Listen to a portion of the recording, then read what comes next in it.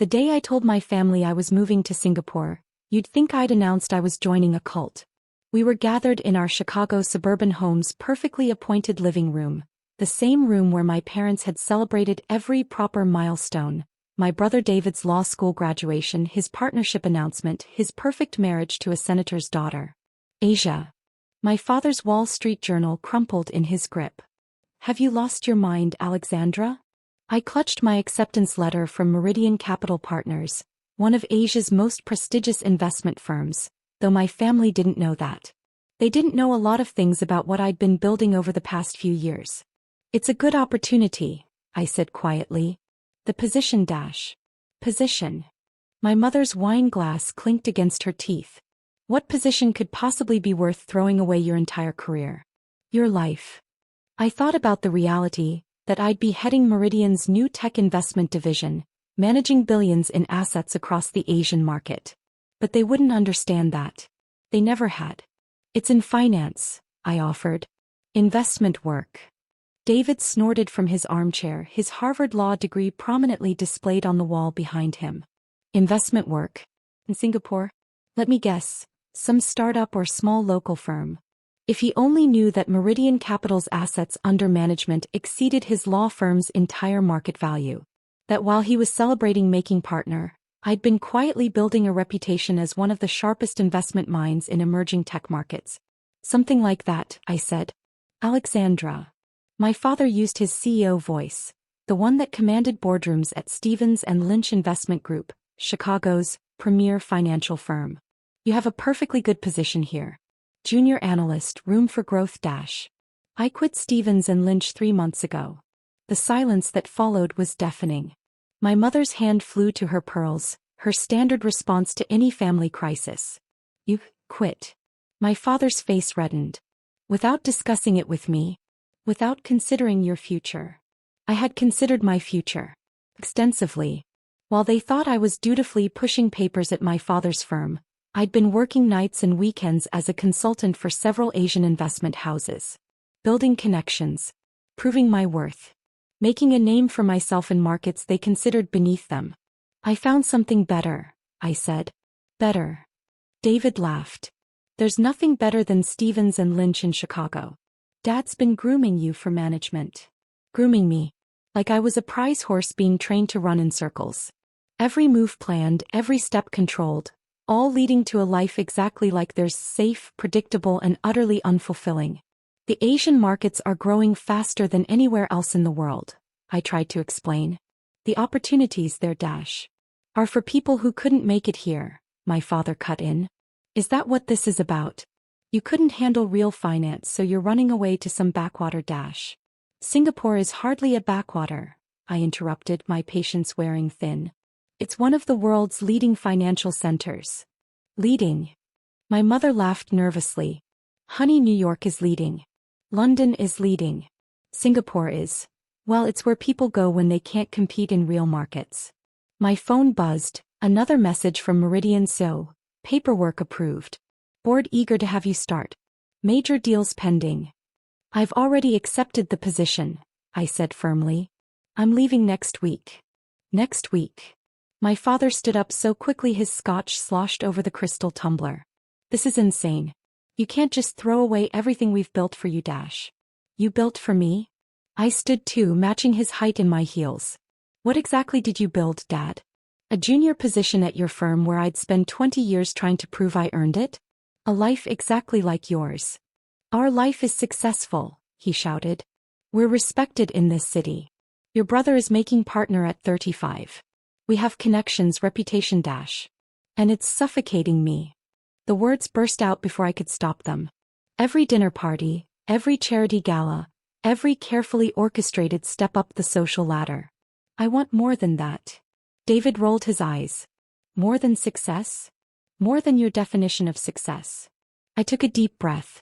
"The world is bigger than Chicago's financial circle. Bigger than Stevens and Lynch."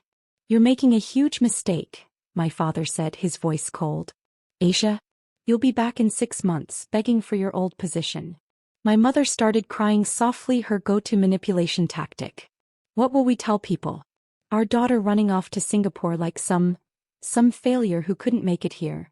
I thought about my real role at Meridian. About the billions I'd be managing. About the deals already waiting for my approval, including, though they didn't know it yet, one that would directly affect their precious Chicago reputation. Tell them whatever you want, I said quietly. But I'm going. Then go.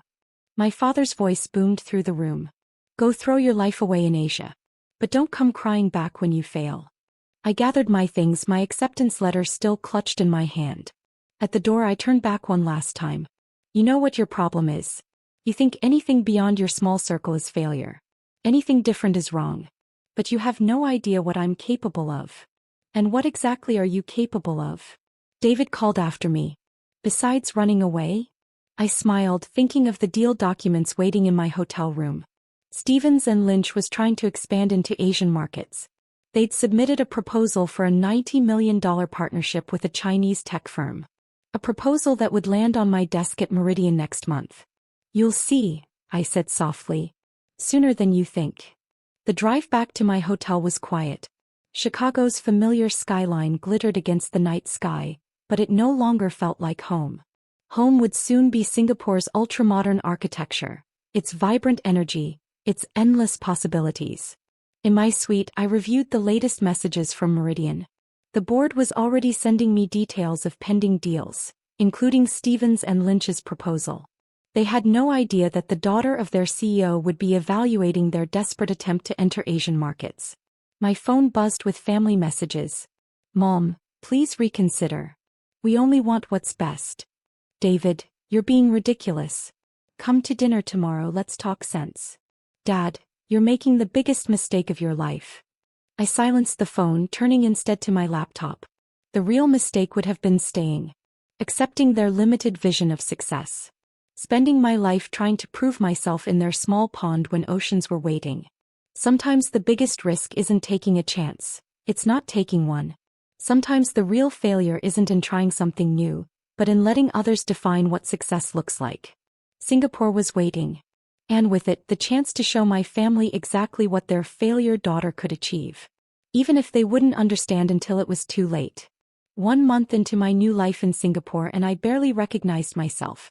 Gone were the conservative suits my mother had insisted on. Instead, I wore designer pieces that suited Singapore's sophisticated finance scene. My apartment in Marina Bay made my parents' Chicago mansion look quaint. But more than the external changes, I was finally where I belonged. Miss Sullivan? My assistant Lynn appeared at my office door. Stevens and Lynch's delegation has arrived. They're in the main conference room. I smiled, adjusting my Cartier watch. A gift to myself after my first major deal at Meridian. And my father? Insisting on meeting with the director of Asian operations personally. He seems quite confident. Of course he was.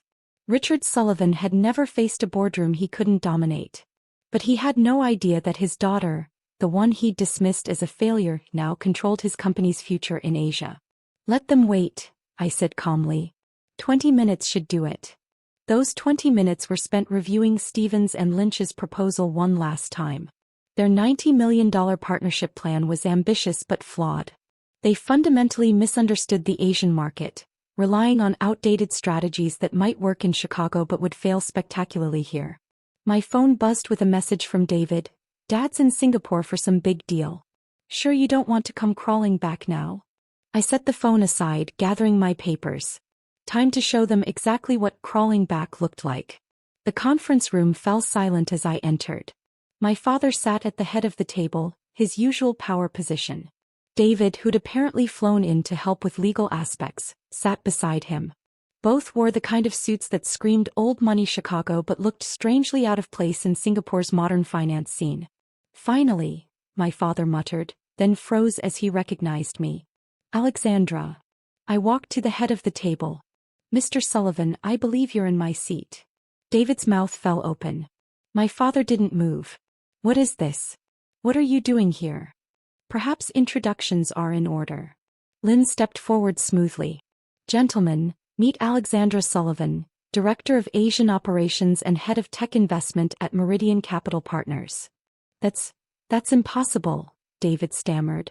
You're just a junior analyst who ran away to Dash. To become one of the most influential voices in Asian tech investment, I finished for him. Currently managing a portfolio worth approximately $12 billion. But you were saying something about crawling back. My father's face had gone from red to white.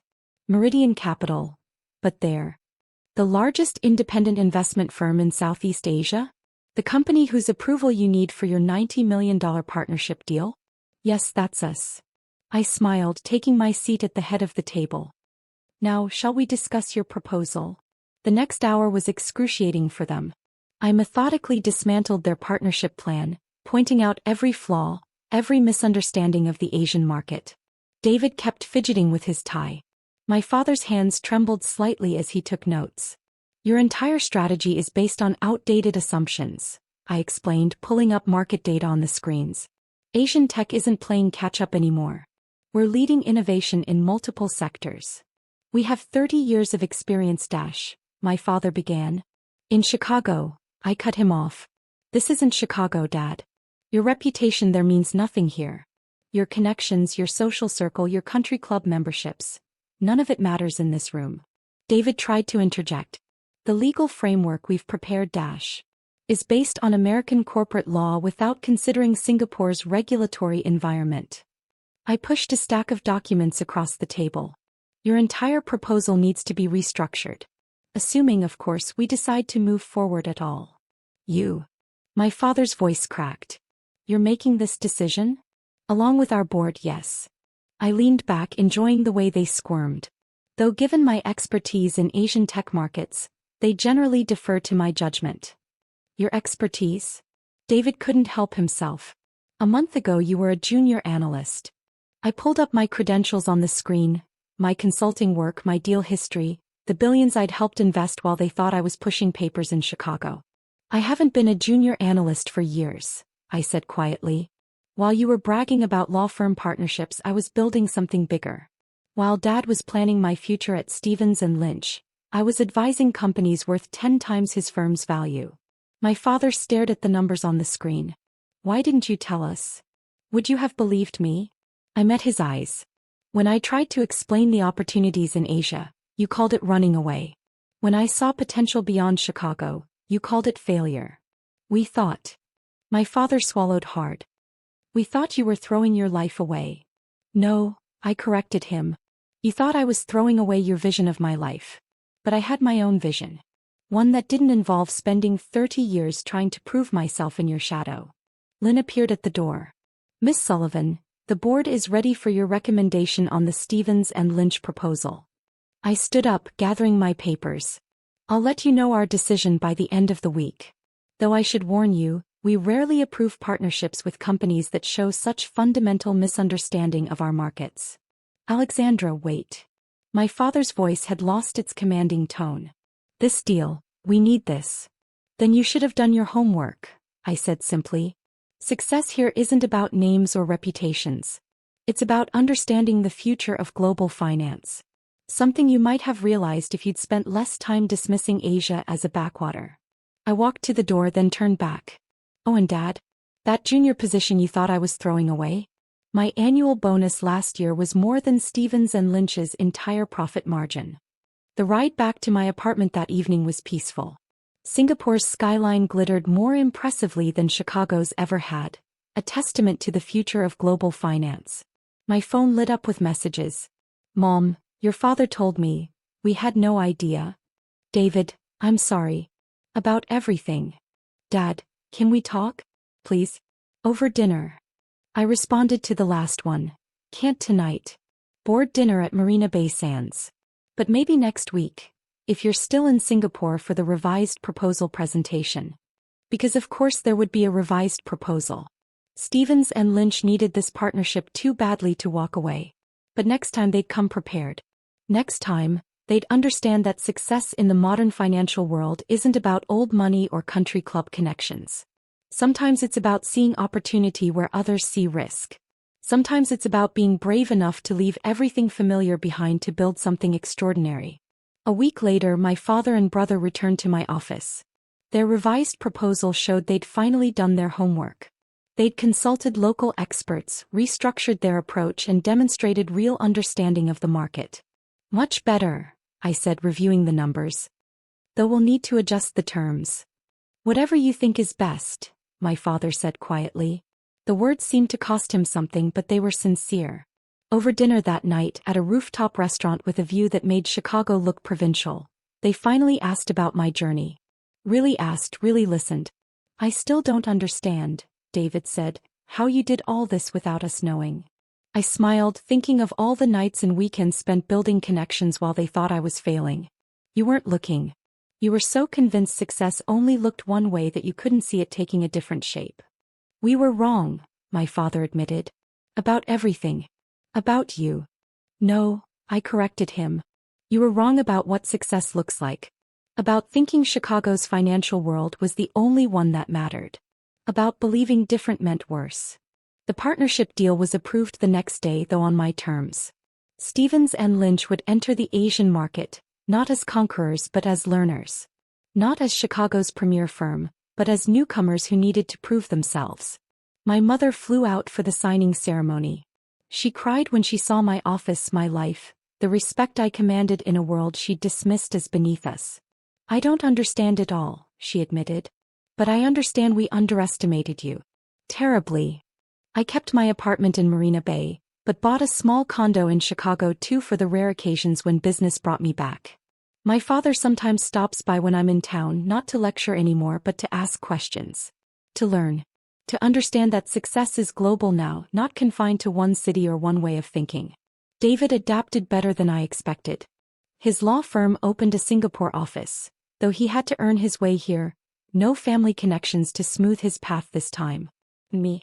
I keep building, keep growing, keep proving that sometimes the biggest success stories start with someone being brave enough to walk away from others' expectations.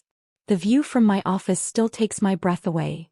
Not just the Singapore skyline, but the vista of possibilities it represents. Sometimes I think about that night in Chicago when they thought I was throwing my life away. I wasn't throwing away anything. I was reaching for everything. And I caught it one bold decision at a time.